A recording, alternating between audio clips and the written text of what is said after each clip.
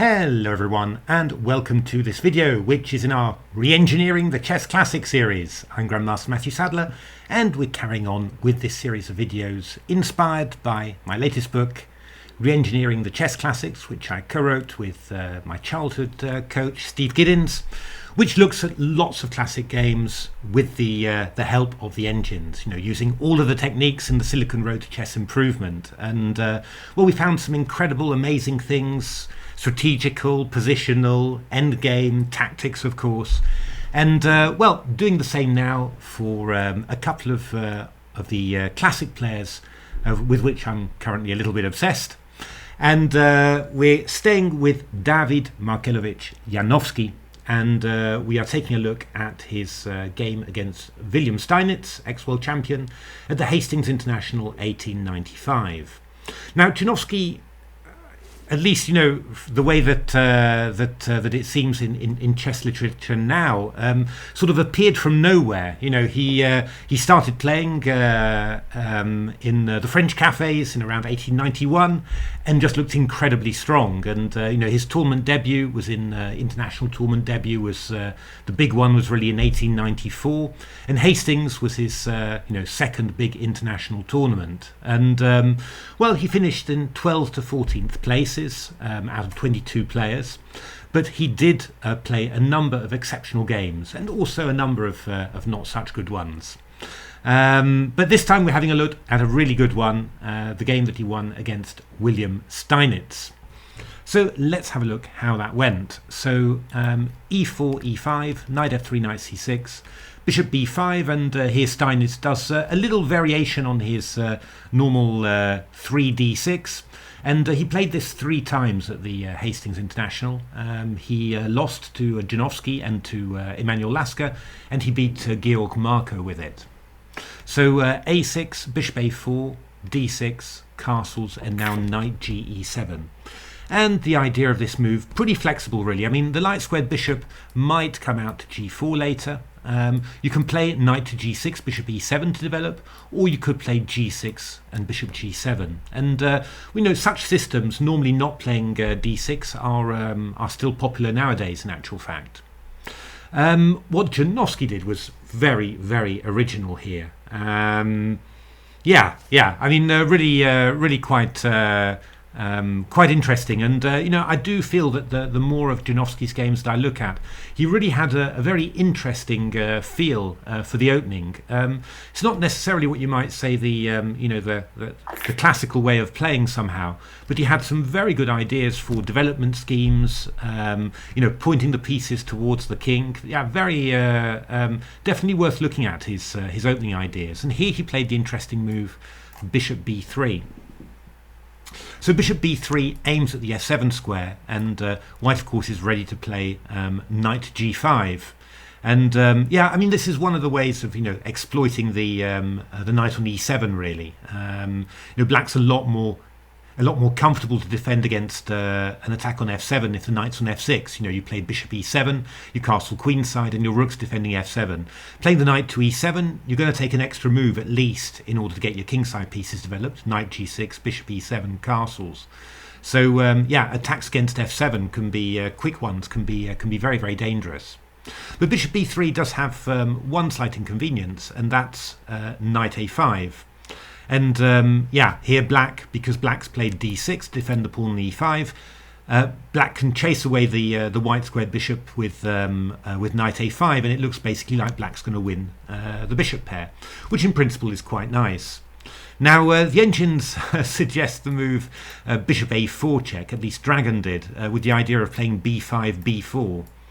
And after takes, you're going to play this position. Yeah, it just looks like a bit of a mess, really. Not necessarily better for white that way. Janowski's idea was simply to play d4, and I mean this kind of makes sense there. I mean you're offering black the bishop pair, at the cost of a number of tempi, but you're also just gaining the freedom to play d4 in the centre. Something like knight b3, a takes b3, and now, for example, knight c6 would be very sensible. And this, you saw I saw Dragon and Stockfish playing this in my engine games. And yeah, for example, what have we got here? H3, Bishop E7, Knight C3, F5 from Dragon here, B4, Rook B8, B5 takes. Yeah, I mean, pretty sharp game there, really. That one didn't turn out normal at all.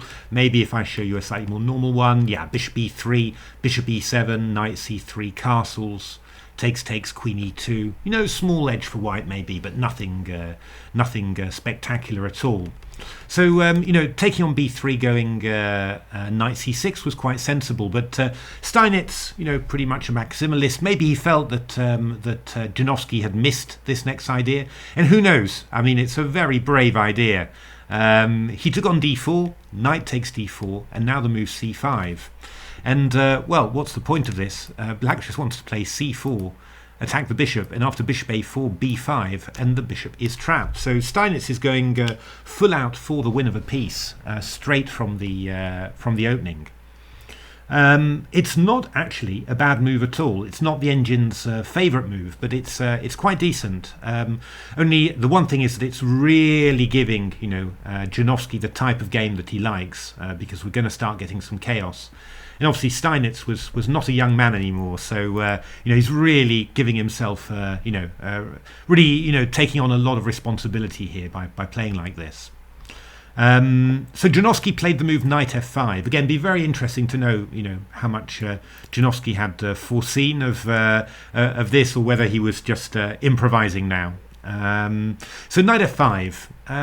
What can Black do here? Steinitz took with the Knight on F5. Obviously, you need to do something about the threat of Knight takes D6. I mean, this move is the most critical. You just take, and then you go C4. And after bishop A4, you go B5. I mean, this is really the most critical. Black is just winning a piece. The big problem, though, is that Black's king is on E8. The knight is on E7 here, which is blocking the bishop on F8. So getting the king out of the centre is not easy. When you go B takes A4 or something like that, then the queen side's very weak as well. So it's not a great spot for the king. And of course, you've got this knight on A5 that's offside. So there's definitely a reason why you might think there's compensation here. And, well, the engines were tending to draw games, basically, from this position. But it was, pretty interesting. Very much like sort of a Najdorf Sicilian. I don't know if you know those variations, where white just sacrifices a piece, normally with a knight F5 sack, or a knight D5 sack, just sacks a piece and then sort of, gives black problems for developing with open lines in the centre. And this feels pretty much like that. So, for example, rook E1. And now b takes a4, queen f3, just hitting the rook on a8, stopping the queen from moving to c7, and also stopping the knight from coming back because of queen c6. We've also got some ideas of f6 here. Queen c8, knight c3, queen b7, queen h3, very clever there. You can meet castles with f6 check, win back the piece. So knight ac6, f6, really trying to keep this this king in the centre. And well, I mean, stuff like g takes f6. I think knight e4, that was the one, I think, really strong, threatening knight d6 and knight f6. So what the engines were doing was going knight e5, just trying to return the piece. You're trying to give f takes, bishop takes, and then we can castle. And then yeah, f4 was played by who is this? This is a Stockfish against Dragon. Knight d7 takes, queen g3, knight f6, and well, the game sort of continued. Very sharp. Looks just like a Najdorf Sicilian now. But yeah, black still having problems getting the king to safety. For example, after f5, if you castle, I've got stuff like bishop h6, for example. So yeah, that was pretty sharp. Another idea that black had was to play just knight ac6, leave the bishop there, we'll take it later. And then this is Dragon against Stockfish, just taking like this and going a4 and b3, just trying to open all the lines, and somehow get a knight to e4 eventually, or b5, attack this pawn. Knight can come to d5 as well. We've got f6, so total mess, this one, really. And yeah, again, Stockfish managed to hold it, but I mean, you look at the position. King d8 was played. Not at all easy. I mean, I'd take white 100% of the time here. So yeah, I mean that was a great find by Janovsky really, and well, Steinitz didn't dare take that one on. What he did, he took on f5, takes, and now took on b3 in actual fact. So really just trying to liquidate all the pieces, and then he's assuming that he's going to have a weak pawn on f5 to get. You could actually just take it as well. That seemed to be possible as well. Rook e1 check, bishop e7, we go bishop g5, f6, and then you'd expect you can do something with this light squared bishop that hasn't been captured, but it didn't really seem like it. So bishop f4 takes, d5, oh, c takes b3, sorry, was played by the engines, d5, knight c3, yeah, you know, again, White's got compensation for the pawn after d4. Yeah, Stockfish was just sacrificing a piece like this and bringing the rooks to the center and attacking. But bishop f5 would have been a pretty reasonable way of playing, I think, for black. You know, looks a little bit safer because I don't know whether Steinitz missed this maybe, but Janowski discovered, you know, very good tactical imagination. Janowski discovered a very nice way of not encouraging the black king to move to the king side. Played rook e1 check, bishop e7, and now this little intermezzo f6. So, I mean, knight a1 is just hopeless. We go rook takes and queen h5, and you know, after bishop e6, we've got a move like bishop h6, for example, which is going to be, yeah, quite strong there. Very, very nice idea there. So knight a1 is impossible, so black has to take on f6, and now a takes b3. Well, time to evaluate the position really. You know, what has White got for the pawn really that he sacrificed? Well, you know, nicely developed. Black's still lagging a little bit. The king, yeah, will be very, very worried about moving to the king side here. I mean, we've got very quick bishop h6s coming in.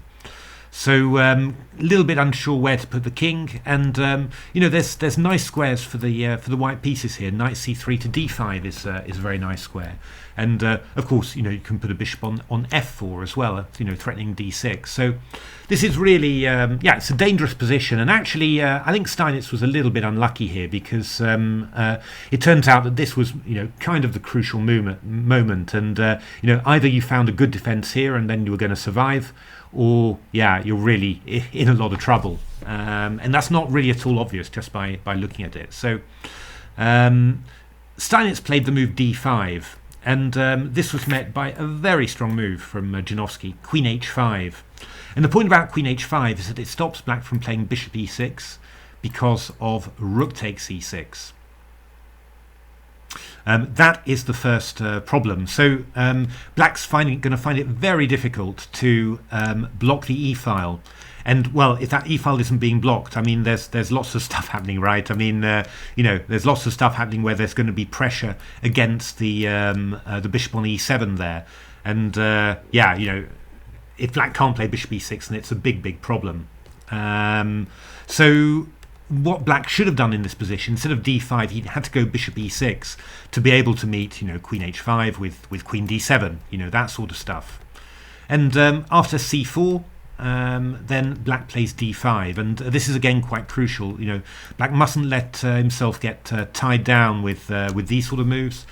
Got to, you know, be concrete and open up the position there. And well, this was leading to quite a few sharp games here. Knight e4. F5, knight g5, and then castles queenside, and this just about all holds for black. And well, you know, my engines were sort of giving this as 0.00 because there's this sort of perpetual check for white after queen a8. So yeah, bishop e6 absolutely crucial, and not easy to spot that this moment would be that crucial. But after d5, queen h5, yeah, black's in a bit of trouble here. Now the engines obviously, you know, they sort of feel that the only defense is you've got to be brave. You've got to go d4, stop this knight from coming to c3, and after knight a3, you've got a castle on the king side. Bishop h6, bishop e6, give back the exchange, and then try and survive with two bishops and a pawn, albeit you know, does some double pawns on the king side for the exchange. Yeah, I mean, Stockfish was beating Dragon, but Stockfish was drawing with Dragon, so as Black. So it's one of those positions, really, where, very difficult for, I think, for Black to hold it. But if you're superhuman, then you can do it, that sort of thing. But definitely a better chance. And I definitely say in the human game, 2 bishops, pawns, things can go wrong for White. It's never going to be that easy. I mean, Steinitz just played quite straightforwardly, played the move Queen d6. And maybe he'd even, seen this already. Maybe he'd seen Queen h5 and was thinking, OK, I'll go Bishop e6, go castles, easy. But now something else happens. This move Knight a5 takes b3, got rid of the bishop pair. But it also, allowed White to open the a file. And, well, there is some potential pressure here. And Janovsky, sharp as ever, spots it and goes for it. So Knight c3, Bishop e6, and now Knight b5. So obviously, if you take this, then Rook a8 is absolutely killing. And, well, actually, there's not very much that Black can do about this. Because Steinitz played Queen c6. Yeah, I mean, I think Queen b8 was suggested in one book as a better defense. But the engines are completely unimpressed with this. They just say, nothing complicated at all. I think I saw Knight d4 recommended, which is quite interesting, but the engine just say Rook e6 takes and Rook e1, and then we're just gonna start lining up. Queen e2 will hit b5, and we'll just end up mopping everything up. I mean, we're also threatening Queen takes d5 here as well. Let's have a look. What did we get here? h6, Queen takes d5, Queen d8, Queen takes b7. The engines just think everything's falling off. Queen d7 check, Queen b5, King f8. Because we played h6, we can get out here. But I mean, 2 pawns down, terrible structure. Obviously White's clearly winning here. So I don't think there was any defense here. I mean, Steinitz played Queen c6, which of course allows the very nice Rook e6. Queen e6, I think Stockfish even played that in one game, which shows how bad things are. Knight c7 check, of course. Queen takes b5, and now, well, you basically finish it as you want. Bishop f4 was the engine way, followed by Rook e1, and we're looking for, Bishop d6 or Rook d6. Janowski played Bishop h6, which is also very strong. Steinitz played King d8, Queen f7, Rook e8, and Rook e1, and this was obviously just horrific for Black. Queen d7, Bishop g7, Rook c8, Bishop f6, and after takes check, Queen e5. White was simply picking up the Rook on e8 with mate, and Black resigned. So yeah, I don't know. I mean, a really powerful game from Janowski, and I think I knew this game, but I think I'd vaguely seen it as a sign of Steinitz towards the end of his career he started losing some shorter games, playing badly. But actually, looking at Steinitz's moves, he played an interesting opening idea. Which was met by an equally unusual and interesting idea from Janowski. But then he played, very concretely. I mean, I think the only thing that you could, say about his play is that, maybe he was taking on too much, that it was too much for him at his age, simply to play this sort of on-the-edge chess. But, his opening idea was perfectly reasonable, and I think, to be honest, that he was somewhat unlucky that that at this moment, there was basically only one good move, Bishop e6, and that his idea, d5, which had had all the same sort of ideas, just failed terribly to this fantastic idea from Janowski, Queen h5, and then this pin that's hard to overlook, easy to overlook rather. Knight b5, just exploiting the pin, and then this barrier on e6 is just worth nothing at all anymore. Really impressive game, and again, Janowski beat Capablanca, he beat Steinitz several times, he beat Lasker a number of times, despite a poor overall score. He did defeat Lasker in very nice style, as we've seen one game already. We'll see more as well. And Aliekin as well. So he was definitely he was a really dangerous player. And the more games I look through, the more I think, wow, I really should have appreciated him a lot more before. So So there we are. Hope you enjoyed that. If you liked the video, why not give a like, subscribe. Do take a new look at my new book, Reengineering the Chess Classics. I think it's not only about engines, it's all about the wonderful classic games that we've grown to know and love. So I think it's really got something for everyone. So do take a look at that. But otherwise, thanks very much for watching, and hope to see you at the next video. Thanks for watching.